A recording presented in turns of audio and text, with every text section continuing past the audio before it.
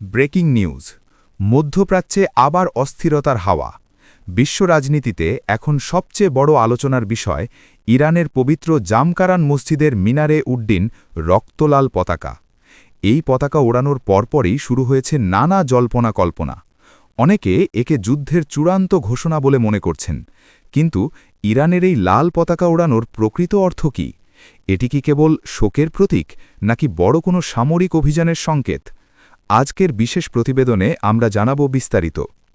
ইরানের কোম শহরের পবিত্র জামকারান মসজিদ, শিয়া মুসলমানদের কাছে অত্যন্ত গুরুত্বপূর্ণ এই ধর্মীয় স্থানের মিনারে সাধারণত নীল পতাকা ওড়ে, কিন্তু সম্প্রতি সেখানে দেখা গেছে বিশাল এক লাল পতাকা।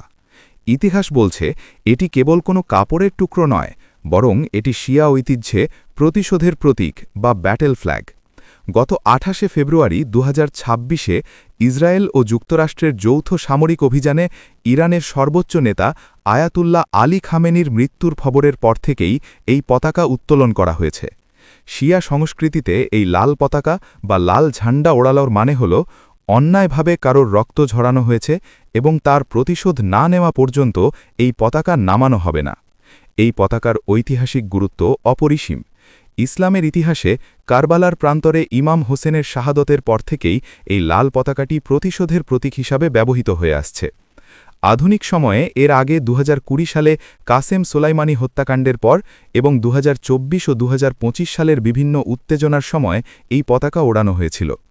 বিশ্লেষকদের মতে, যখনই ইরান এই পতাকা উত্তোলন করে, তখন বুঝতে হবে তারা বড় কোনো সামরিক পদক্ষেপের জন্য প্রস্তুত হচ্ছে।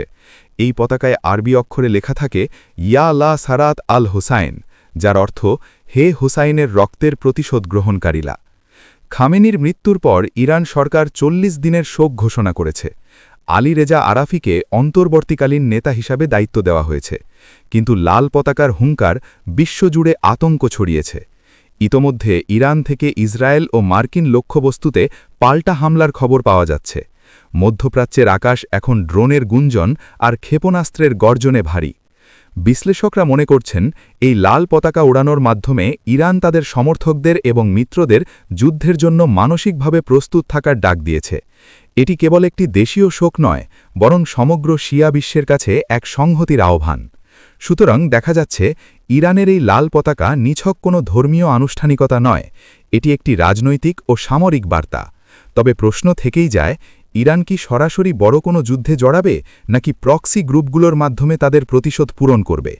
বিশ্ব রাজনীতির নজর এখন তেহরানের পরবর্তী পদক্ষেপের দিকে। আমাদের এই ভিডিওটি ভালো লাগলে লাইক দিন এবং শেয়ার করে অন্যদের জানার সুযোগ করে দিন। পরবর্তী আপডেট পেতে আমাদের সাথেই থাকুন। ধন্যবাদ।